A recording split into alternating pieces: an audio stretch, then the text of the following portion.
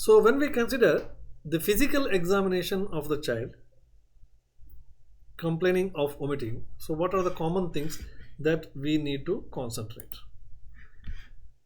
on? The physical examination, what is important? Dry tongue. Okay, you have to look into the tongue. That is, dry tongue may be there, or dry mucous membrane is there, mucous membrane may be there, or the skin wrinkling may be there, or decreased urine output may be there, or capillary refilling time. Because of dehydration, capillary refilling time will be more.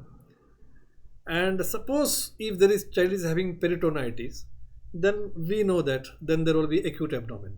Okay, baby suddenly cries when you touch the abdomen, there will be acute abdomen. Suppose if it is appendicitis, then there will be pain on palpation, we know that McBurn is point and all.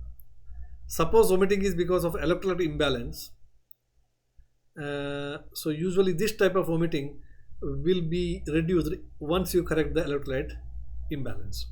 A child with the diarrhea and dehydration, usually there will be acidosis, and that may lead to vomiting also. This is usually missed. Okay, a child with the diarrhea and dehydration, so usually develop an acidosis, and because of this acidosis there may be vomiting. Then high blood urea nitrogen creatinine ratio, that is one of the important things.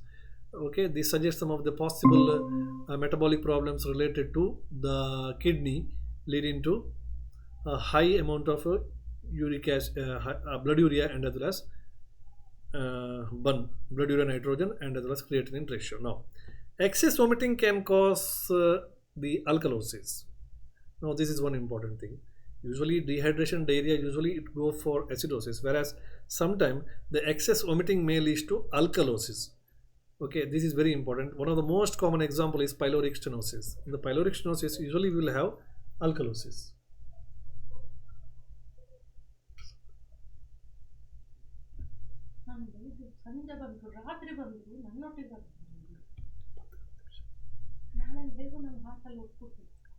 Just only 5 minutes.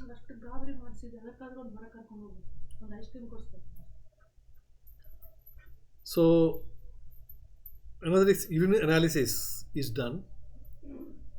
So urine analysis is also very important, and it is difficult to pick up the UTI in children. Okay, I told because of UTI there may be vomiting, and it is very difficult to understand identify the UTI actually. Fever is there without any cause, only fever is there without any localized symptoms, so then always we have to suspect about the pyelonephritis and other urinary problems. Anyway, another is lumbar puncture. Lumbar puncture helps to identify the CNS causes of vomiting. Then LFT and amylase, they also helps to find out the causes, like from the pancreas, maybe pancreatic lipase and some other causes. Now, adolescents may get pregnant. This is very important. Okay, vomiting is always also there in pregnancy, isn't it? One of the important primary symptom which you usually get in vomiting is in pregnancy is vomiting. So this is quite important in the adolescent girl. Okay, suppose the adolescent girl is having vomiting, so as a doctor we have to also think about a pregnancy, and you can advise for a pregnancy test.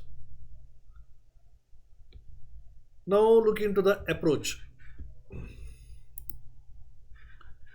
Okay, approach many times we have repeated, it may be a repetition. Anyway, the second most common causes why the baby is brought to the OPD is vomiting. Okay, so first being the fever. First is the fever, why the babies are brought to the OPD. Second most common cause is vomiting.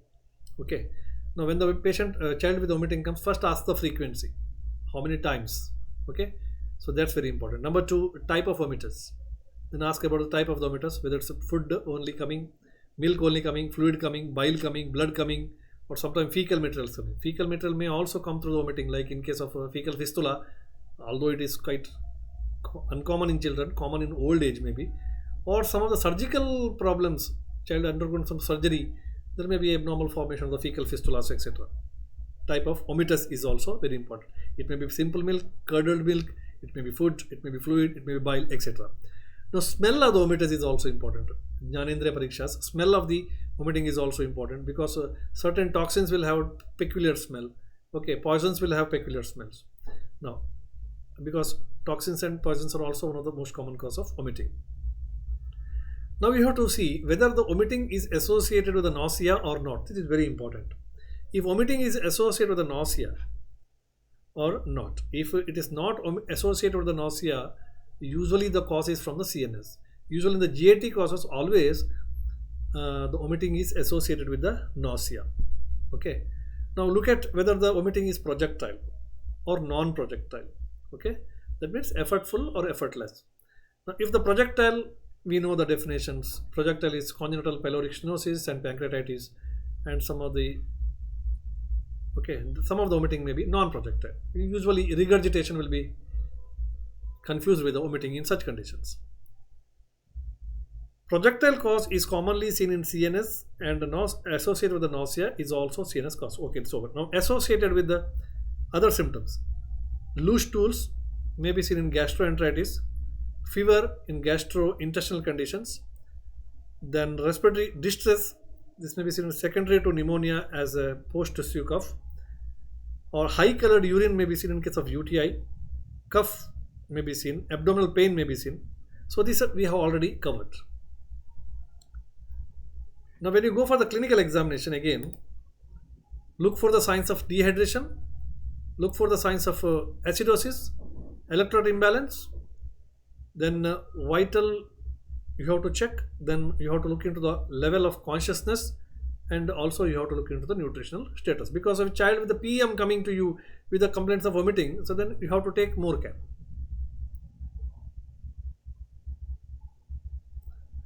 Now we look into the consequences of vomiting.